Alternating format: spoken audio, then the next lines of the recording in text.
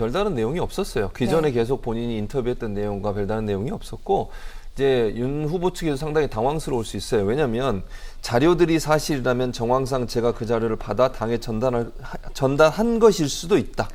이게 무슨 의미인지 잘 모르겠어요. 그러니까 했다는 건지 안 했다는 건지 잘 모르겠는데 뉘앙스로 보면 안 했다고는 안 했어요. 그 말은 어떤 듣는 사람 입장이나 국민들 입장에서 봐서는 전달했을 가능성에 더 무게를 둘 수밖에 없습니다. 만약에요, 명확하게 전달 안 했다면 안 했다고 얘기를 하겠죠. 지금 윤석열 후보나 손준성 검사 같은 경우 안 했다고 얘기해요. 아예 존재 자체를 부인하거든요. 그런데 지금 김웅 의원의 뉘앙스를 보면 존재 자체를 부인하는 것처럼 보이진 않아요. 알겠습니다. 교수님 잠시만요. 지금 여기서 윤석열 총장의 기자회견이 시작됐습니다. 잠깐 보고 오겠습니다. 제 입장에서는 뭐 이미 제가 드릴 말씀은 다 드렸지만 지금 이 돌아가는 상황을 보니까 이 대한민국이 이렇게 가서 과연 되겠냐. 번번이 그 선거 때마다 이런 식의 그 공작과 선동을 가지고 이렇게 선거를 치르려고 해서 되겠냐 하는 정말 한심스러운 생각이 들어서 오늘 제가 여러분 앞에 섰습니다. 국민들께 드리고 싶은 얘기도 있고 또 우리 기성 정치인들에게 하고 싶은 말도 있습니다.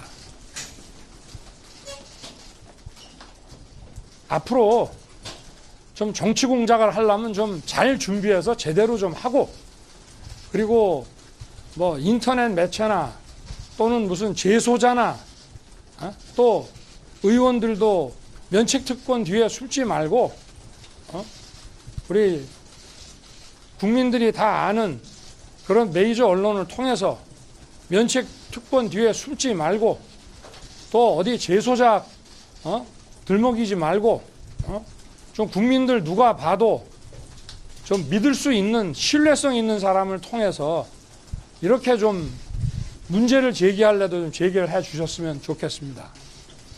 늘 하는 시나리오가 하도 뻔해가지고 그리고 이게 어떤 그 페이퍼 종이 문건이든지 디지털 문건이든지 간에 작성자, 그 출처와 작성자가 나와야 그게 확인돼야 그것이 어떠한 신빙성 있는 근거로서 그걸 가지고 의혹도 제기하고 문제도 삼을 수 있는 것인데 그런 게 없는 문서는 소위 괴문서라고 하는 것입니다. 이런 괴문서를 가지고 국민들을 갖다 이렇게 혼동에 빠뜨리고 오늘도 제가 보니까 제가 뭐 중앙지검장 때 그 성남에 어디 그 조직폭력사범 중앙지검 강력부에서 수사를 하면서 어느 대선 주자 당시에는 시장이었는지 지사였는지 모르겠습니다만은 그 재소자의 또 말을 빌려가지고 하필이면 이때 제가 그 당시에 그 분에 대한 비리를 대라라고 수사팀에서 강요를 했다고 하는데 정말 터무니없는 얘기고요. 그리고 이거를 인터넷 매체에다가 제일 먼저 제보했다고 하는 사람 여러분 전부 다 알고 계시죠? 그 사람의 신상에 대해서. 과거에 그 사람이 어떤 일을 벌였는지 여의도판에서는 모르는 사람이 없고 저도 들었습니다. 여기 계시는 분들 아마 전부 아실 거예요. 근데 그 사람이 어떻게 갑자기 언론의 제보부터 먼저 한 사람이 어떻게 갑자기 공익제보자가 됩니까? 그렇게 폭탄을 던져놓고 숨지 말고 당당하게 나와서 그 디지털 문건의 출처, 작성자에 대해서 정확히 대라 이 말입니다. 그리고 검찰이라는 데가 엄정하게 조사하는 데지 요건도 맞지 않는 사람을 언론에다가 제보하고 다 공개한 사람을 느닷없이 공익제보자로 만들어주는 그런 기관입니까? 이런 사람들이 공익제보자가 되면 이 공익제보라고 하는 것에 그 취지에 맞는 것입니까 이게? 저는 정치인들에게 부탁 말씀을 좀 드리겠습니다. 선거에 나오는 사람은 누구나 국민들께 무한 검증을 받아야 됩니다. 그러나 의혹을 제기하고 검증을 요구하려고 하면 정상적인 자료로 정상적인 절차를 통해서 문제를 제기하는 사람도 그것이 허위일 때는 당당하게 책임질 수 있는 그런 절차와 방법을 통해서 하라, 이런 얘기입니다. 그렇지 않으면 이거는 국민을 모독하는 것이고 국민을 상대로 사기치는 것입니다. 우리나라 국민들이 20년 전에 김대엽 사건이나 기안건설 사건 같이 그렇게 허무맹랑한 일에 허물어지고 판단을 잘못하실 분들이 전 아니라고 생각합니다. 그리고 이런 정치 공작, 제가 그렇게 무섭습니까? 저 하나 그런 공작으로 제거하면 정권 창출이 그냥 됩니까?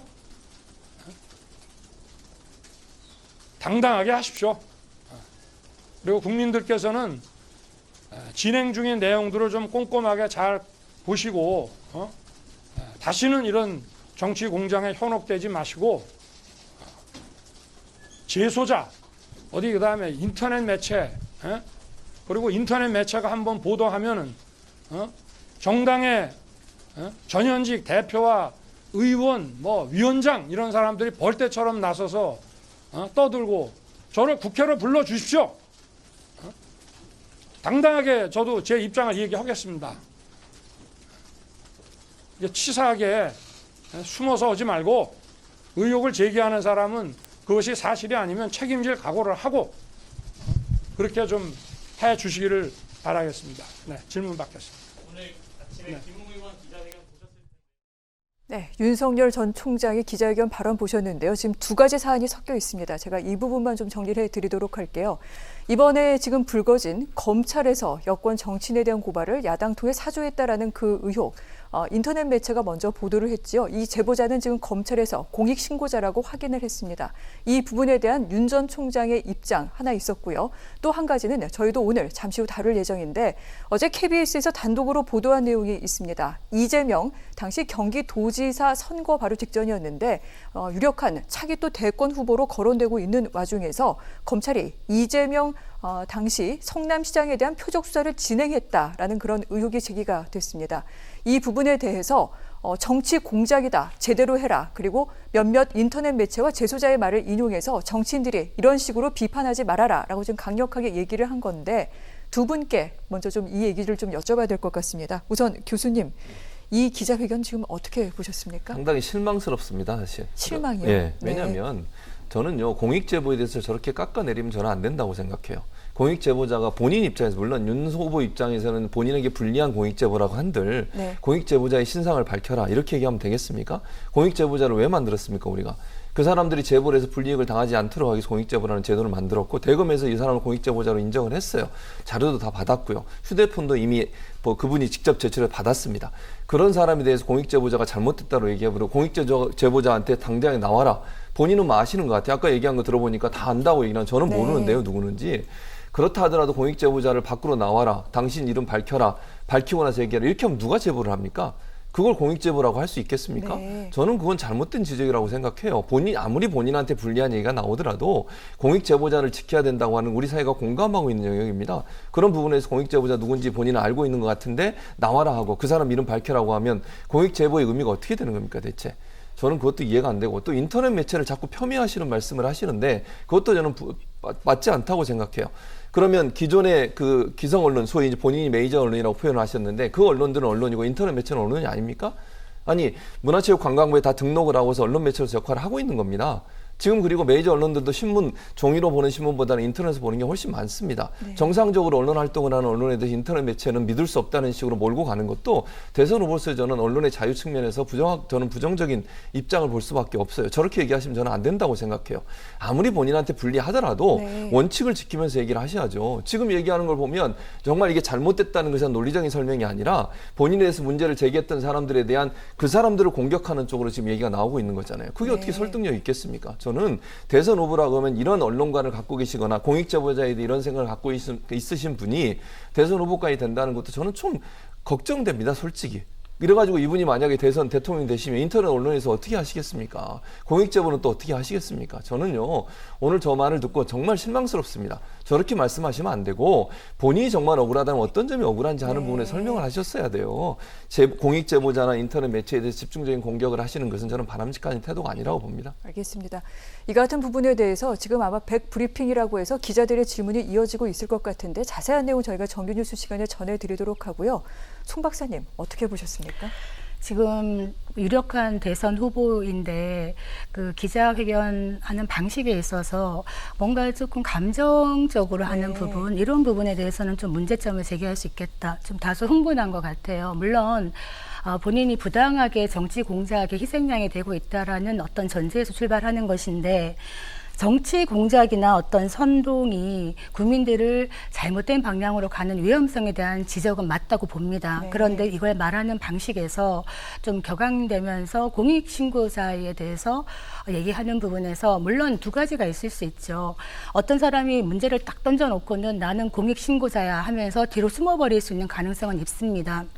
그러니까 공익신고자를 악용하는 거죠. 그런 경우에는 공익신고자가 되면은 신원을 추정할 수 있는 그거를 보도하거나 알려줄 수 없기 때문에 이 사건 같은 경우에도 사건의 실체적 진실을 알 수 있는 사람이 밝혀지지 않는다면 사실은 미궁에 빠질 수가 있는 것이라 이런 어려움은 있습니다만 공익신고 자체를 폄하하는 것은 조금 문제가 있다 생각이 되고요. 또 하나 재소자라는 이야기를 계속 하셨는데, 물론 뭐 죄를 짓고 감옥에 가는 게 좋지는 않습니다만은 여러 가지 사정으로 재소자가 될 수가 있는데, 재소자가 한 말이 다 부정적이고 거짓을 말한다라고 얘기하는 것 또한 편견이 아닐까, 이런 생각은 듭니다. 알겠습니다. 자, 윤석열 총장 상당히 예전 그 국정조사 때라던가 국감에서 보였던 모습 오늘 다시 한번 좀 드러낸 것이 아닌가 싶기도 한데, 여러 가지 뒷이야기 또 어떤 내용들이 나오고 있을지는 저희가 정규 뉴스 시간에 다시 한번 전해드리도록 하겠습니다. 다시 오늘 김웅 의원이 하는 기자회견 내용 어떻게 들어야 될지 이 부분으로 돌아오도록 하겠습니다.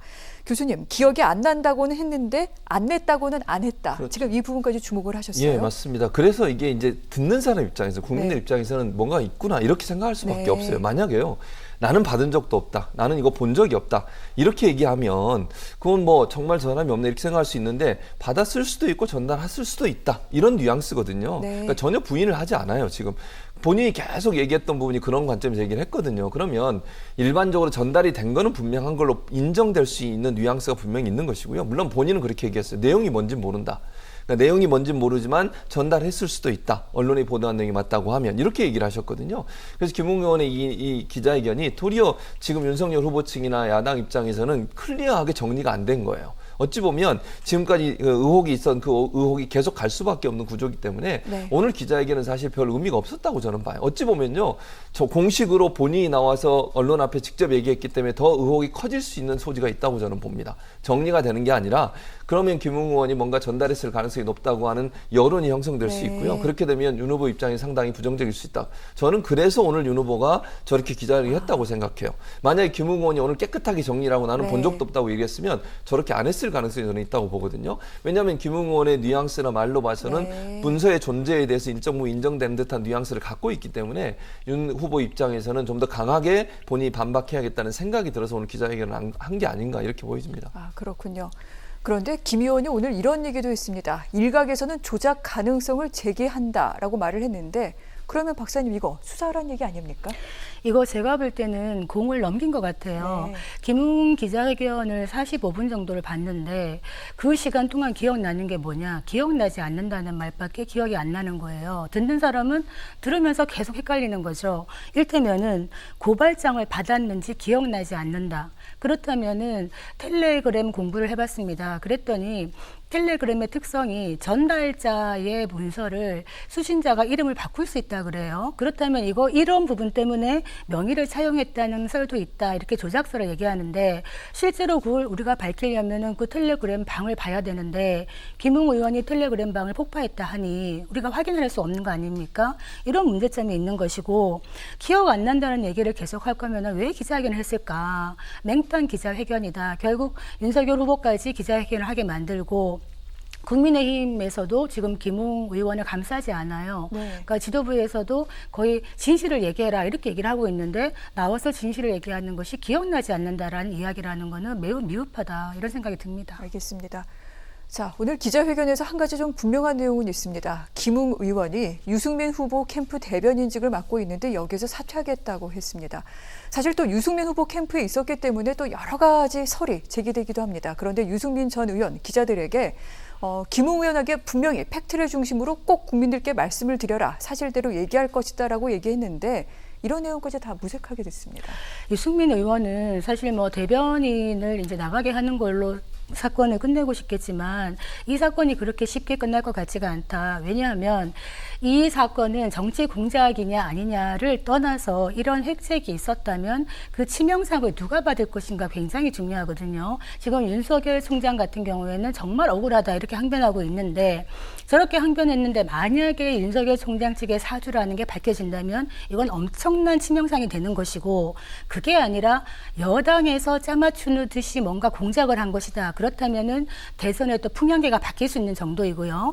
또 하나의 의혹은 뭐냐? 지금 야권의 후보들끼리 굉장히 얽히고 설킨 어떤 네거티브 전쟁을 하고 있는데 이 속에서 이런 문건들이 고의적이든 실수든 뭔가 유출된 게 아닌가. 그렇다면은 이거가 어떤 결과가 나오는지 따라서 치명상을 입는 그룹이 달라질 거기 때문에 실체적 진실을 끝까지 밝혀야 된다. 그래서 네. 지금 검찰로 넘어가 있지 않습니까? 그래서 아마 김웅 의원이 얘기했듯이 제보자의 핸드폰이라든가 네. 그 손 검사의 그 PC 같은 걸 검사한다면은 사건의 실마리가 풀리지 않겠나 생각이 됩니다. 알겠습니다. 지금 제보자, 공익신고자로서 모든 자료를 검찰에 제출을 했고 포렌식을 하고 있다라고 지금 알려지고 있습니다. 그런데 방금 그 제보자, 윤석열 전 총장도 지금 아는 모양새입니다. 국민의힘 안에서도 지도부는 지금 아는 것으로 전해지고 있고요. 김웅 의원도 누군지 짐작이 간다 이렇게 얘기를 했는데 이 부분은 그럼 공유가 되고 있나 보네요. 아마도 그런 것 같아요. 그러니까 네. 이제 말의 뉘앙스로 윤석열 후보도 지금 아는 것처럼 네. 뭐 그러면서 여러분도 다 아시냐고 근데 우리는 잘 모르거든요. 사실은 누군지 아무도 저는 개인적으로 기자들도 알까 그런 생각은 들어요. 저는 뭐 물론 모르고요. 네. 그러니까 이게 당내에서는 윤 후보가 당내에서 어느 정도 알고 있는 것 같고 근데 물론 그분인지는 모르죠. 네. 그건 아무도 이제 확인을 해봐야 되는 건데 어쨌든 아마 이제 그러니까 윤 후보나 국민의힘 지도부에서는 누군가를 아마 지명해서 그 사람일 거라고 생각을 하시는 것 같은데 네. 사실관계는 그것도 사실은 확인을 해봐야 된다는 생각이 들고요. 그래서 아마 이제 그분에 대해서 계속 공격을 하는데 이제 공익제보자로 그분이 등록을 했기 때문에 공개하기 어려울 거예요. 공개하면 이제 처벌을 받을 수도 있거든요. 일정 부분. 그래서 그런 부분들을 이제 공개하기는 어려울 텐데 아마 지금 이제 윤 후보의 기자회견을 보면서 제가 느낀 점은 제보자의 신뢰성을 떨어뜨려서 이 제보 자체의 신뢰성을 떨어뜨리려는 네. 그런 전략이에요.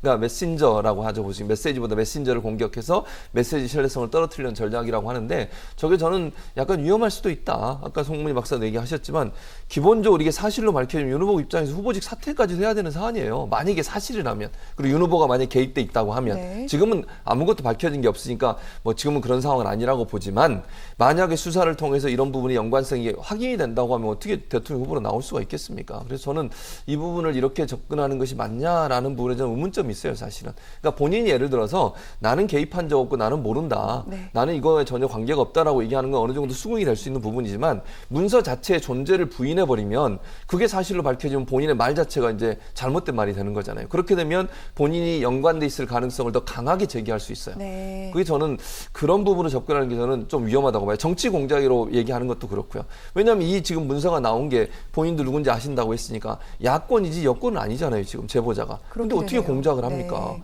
그럼 여권이 무슨 민주당이 공작을 해서 자료를 만들고 그걸 유포했다는 건데 그럴 네. 가능성은 제가 볼 때 거의 없는 상황이에요.